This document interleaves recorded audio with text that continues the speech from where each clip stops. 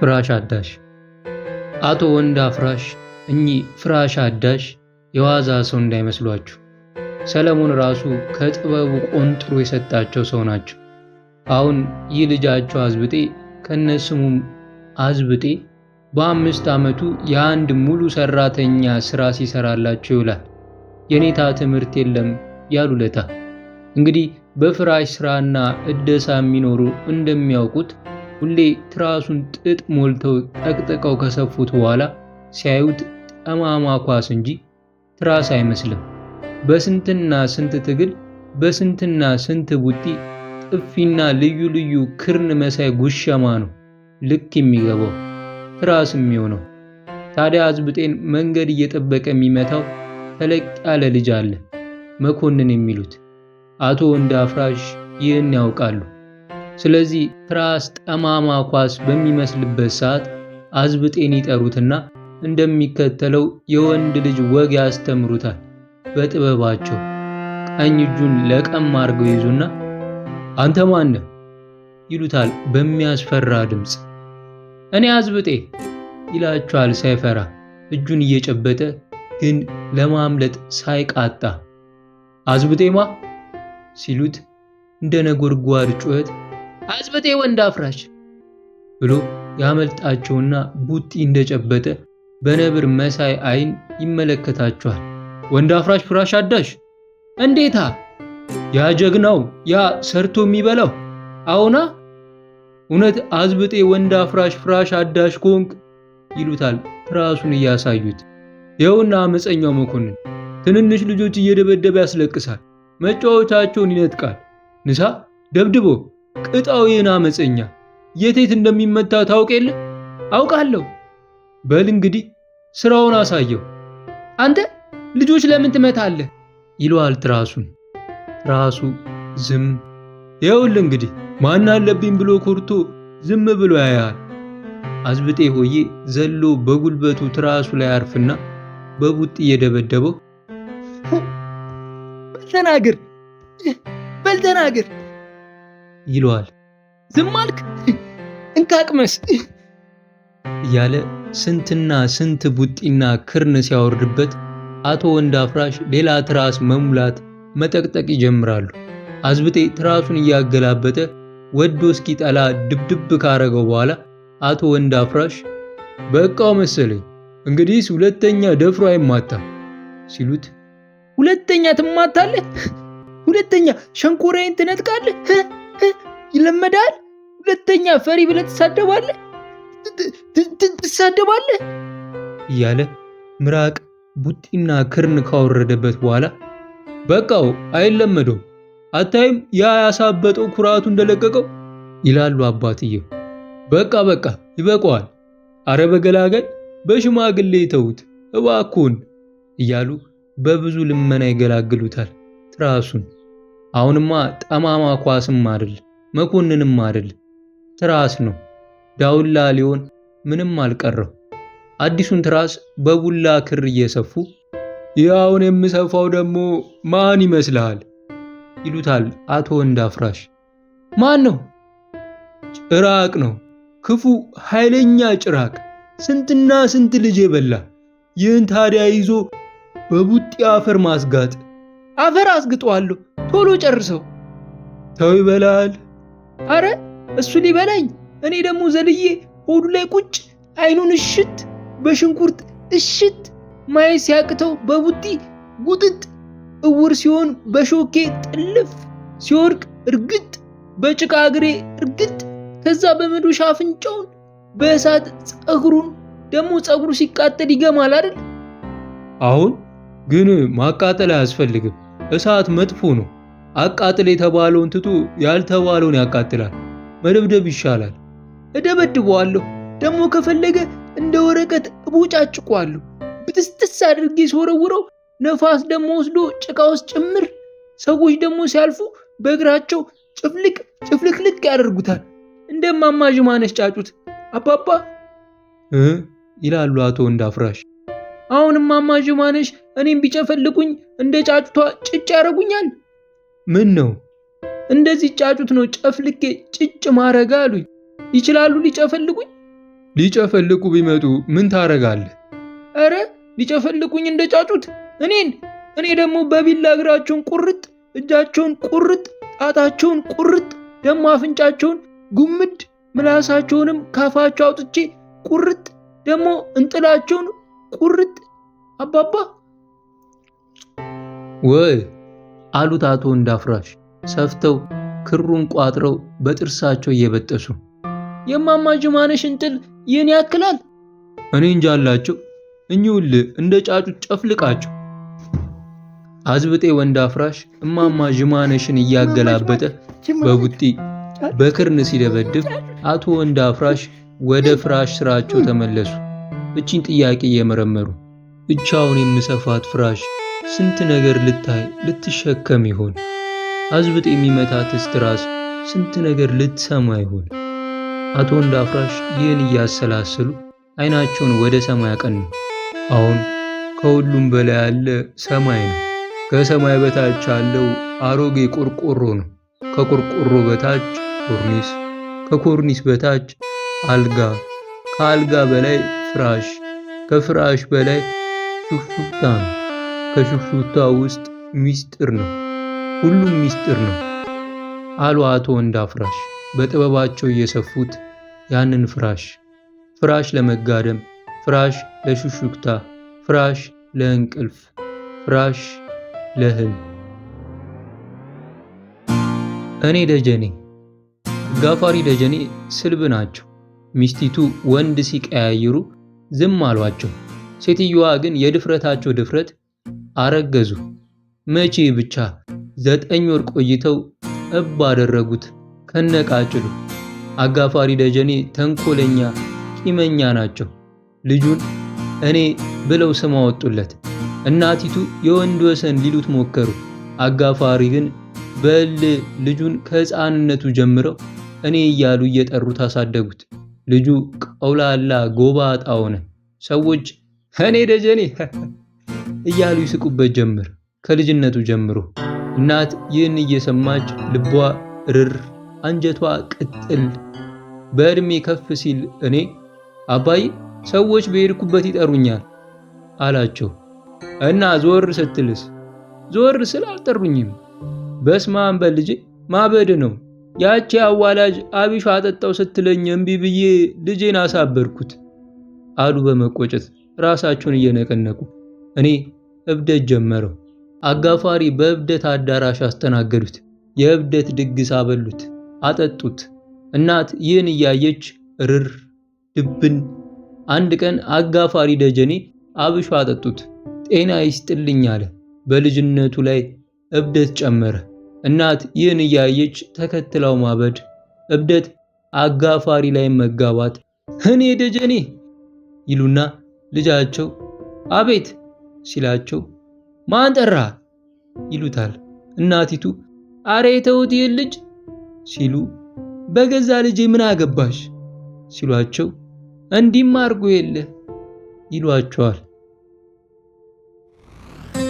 እትዬ አልታይ እንደ አጋጣሚ ቀኑ የተሟላለት ጊዜና ገንዘብ እኩል የፈቀዱለት ብርሃኑና ጥላዬ ከወደ ውሃው ለማለት እና ተዝናንተውም ለማውጋት ለመጫወት ተያይዘው ወደ እትዬ አልታይ ቤት።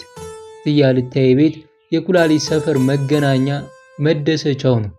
ስሰሜ እቺ በክራር የምትዘፍነው እንጦጦ ላይ ሆኖ የታያል ኩላሊት የእትዬ አልታይ ቤት የሁከት መድኃኒት ያለችውም ሳቅና ጨዋታ ስለሚበዛባትና ሰው ውስጣዊውን ሁከትና ብቸኝነት ለመሸሽ ስለሚጎበኘው ነው።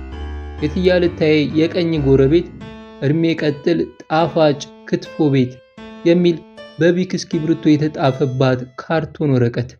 የእትዬ አልታይ የግራ ጎረቤት ልዩ ልዩ በየአይነቱ ጠቅላላ የሬሳ ሳጥን መሸጫ መደብር ቤት አስተያየት እናደርጋለን የሚል በቀይ የተጻፈበት ቆርቆሮ ከበሩ በላይ ተሰቅሎ አንድ ጥቁር የሬሳ ሳጥን ግድግዳውን ተደግፎ ዘብ ቆሟል።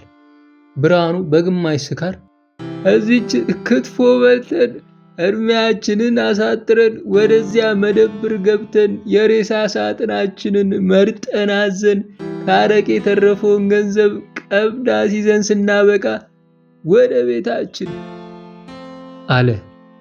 ጥላዬ ዞሮ ዞሮ ከቤት ኖሮ ኖሮ ከመሬት እንዲሉ አባቶች አለ።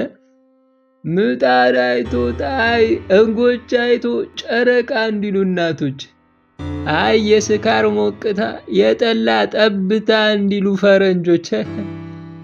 ሁለቱ ጎረምሶች በዚህ እየሳቁ እትዬ ልታዬ ቤት ጥልቅ። እትዬ ልታዬ ፈገግ ብለው ወርቅ ጥርሳቸውን ብቅ።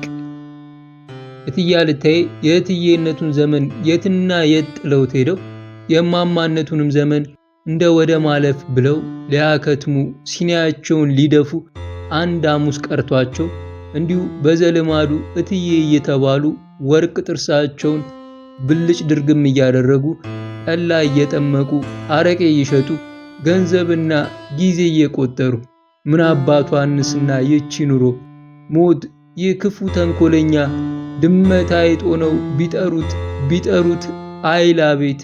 እትዬ ልታዬ ሞትን ውር እስኪሉትና ሚያው እስኪላቸው እኛ ስለ ወርቅ ጥርሳቸውና እንዲሁም ስለ ፈገግታቸው እንናገርላቸው።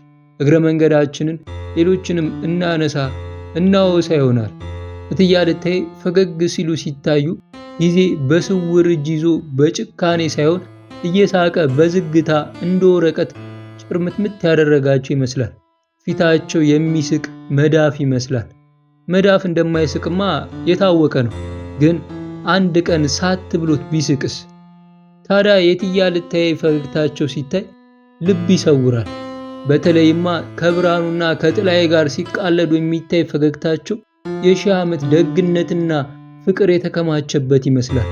እንግዲያማ ብርሃኑና ጥላዬ ወይ አንዳቸው ወይ ሁለታቸው ልጆቻቸው ናቸውን ቢባል ሊሆንም ይችላል ላይሆንም ይችላል ይለዋል በአዲስ አበባ አነጋገር። ሁለቱ ገብተው እንደተቀመጡ እትዬ ልታዬ በገዛ እጃቸው እናትና ልጅ ቀዱላቸውና ጠርሙሱን ይዘው ቆመው ያዩዋቸው ጀመር። እናት ለልጆቿ አንዳንድ መለኪያ ደስታ ለክታ የምታጠጣቸው ይመስላሉ።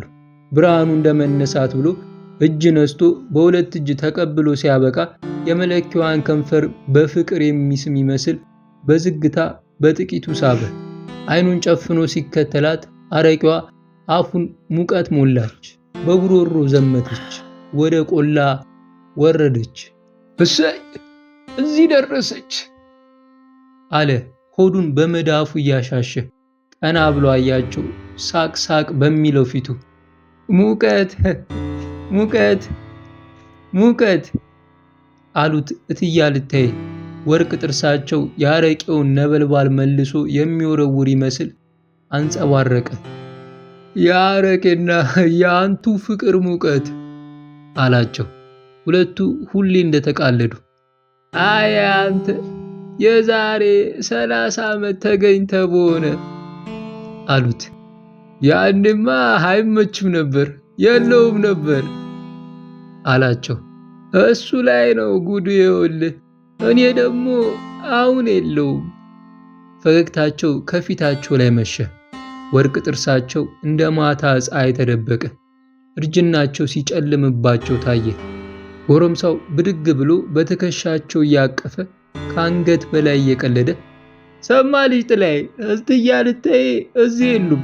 ፖሊስ የጠየቀ እንደሆነ እትዬ ልታዬን አላየንም በለ። አግድሞ ወንበር ላይ አጠገቡ እያስቀመጣቸው መለኪያውን አንስቶ ፉት እያስደረጋቸው መለኪያዬን ከማጋራት በላይ ምን የፍቅር ምልክት አለ አላቸው። እትዬ ልታዬ ሊናገሩ ሲሉ ባለሬሳ ሳጥኑ የግራ ጎረቤታቸው ከተፍ። ሰካራ ትልልቅ አይኖቹ በስካር ልማድ ቀይ ሆነው ቀርተዋል። ስሙ ገላጋይ ተስፋዬ ሲሆን የኩላሊት ሰፈር ሰዎች ገላጋይ በርበሬ ይሉታል። ናዚ ገላጋይ አሉት እትዬ ልታዬ። አረ ስምህን ለውጥ፣ የሬሳ ሳጥን እየሸጥክ ገላጋይ መባል ደግሞ ምን ፈሊጥ ነው? እኛ መገላገል ፈልገናል አለን እንዴ? አረዲያ አዛለች ወዝዋዜ እንደ ዘንባባ እየተወዛወዘች ሄዳ እየተወዛወዘች ተመልሳ ሳትወዛወዝ አረቄውን ስትሰጠው በፈዛዛ በርበሬዎቹ ሲከተላት ቆይቶ በስማብ ለማለት እንኳን ያህል ጊዜ ሳይወስድ ዥው አድርጎ ወደ አፉ ወረወራት። አረቄዋን ጉሮሮን አቃጥላ ስትወርድ አይኑን ጨፈነ፣ ፊቱን አኮማተረ። ቀስ ብለህ ጠጣ ትሰክራለህ፣ ሬሳ መሰለው አሉት እትዬ አልታየ። አዛለች ሁለተኛውን ስትቀዳለት ጥላዬ ታዲያስ ገበያ እንዴት ነው አለው ገላጋይን። ይህን ሰሞንማ 8ኛው ሺህ መድረሱ ነው መሰለኝ፣ ሰው መሞት እየተወይዷል። ምን አባት ታየኛለህ አሉት እትዬ አልታየ። እኔ እንደውም ካልሞትልህ ደግሞ በሞትም በሳጥን አልቀበር። እኔ አልታየ ወርቅ አፈር ፈርቼ ነው ወይስ ተጠይፌ ነው ሳጥን ውስጥ የምታፈነ? አልታየ ማን እንደሆነች ባታውቅ ነው ልጄ። ሰሌኔን ለብሼ ነው ምተኛው ልንገርህ። እኔማ ሰሌንን መሸጥ ልጀምር ወይ እያልኩ አስባለሁ። ከት ብለው ሳቁት እያልታየ ወርቅ ጥርሳቸው ቦግ ብሎ ታየ። እንግዲህስ ያ ወርቅ ጥርሳቸው ሊያሸንፋቸው ምንም አልቀረው።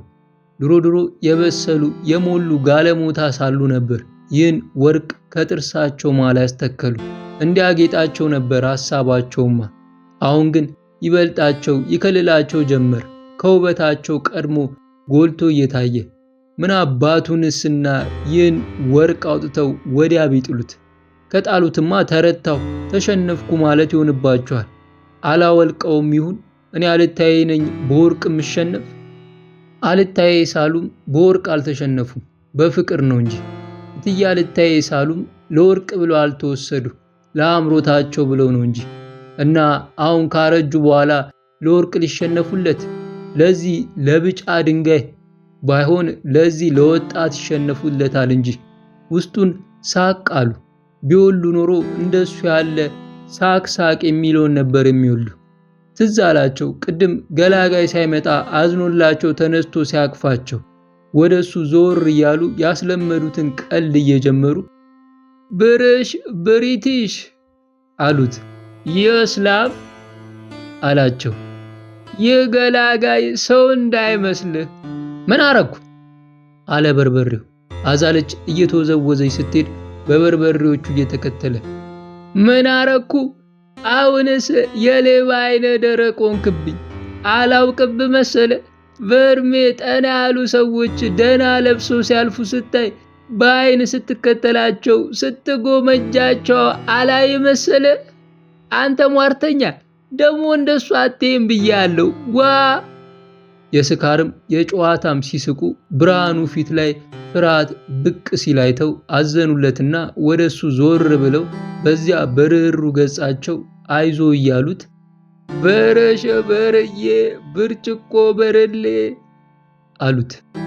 ወይ እያልታይዬ አላቸው። ብቅ ብሎ የነበረው ፍርሃት ተመልሶ ሲሰጥም እየተሰማው እርጅና ምን እንደሆነ ልንገር።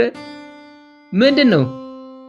አይን መክፈት ነው። ያ በልጅነት ችኮላ ነፋስና በጉርምስና ፍላት ትኩሳት ይሰማን የነበረው ፍርሃት፣ ስጋት፣ ብስጭት፣ ሐዘን፣ ያ ሁሉ ብድግ ፍርጥ፣ ያ ሁሉ ተስፋ ያስቆርጥ አንጀት ይበላ ደምም ባያስለቅስ የነበረው ጭንቀት ለካስ ያልነበረ ኖሯል። ያ ሁሉ መረበሽ፣ መሸበር፣ ከንቱ ሁካታ ኖሯል። ትንሽ ልጅ በጨለማ የሚሰማው የጅብ ጩኸት ኖሯል። ከንቱ ጋጋታ፣ ከንቱ አሉና መለኪያቸውን ብድግ አድርገው ግልብጥ አደረጉት። 1967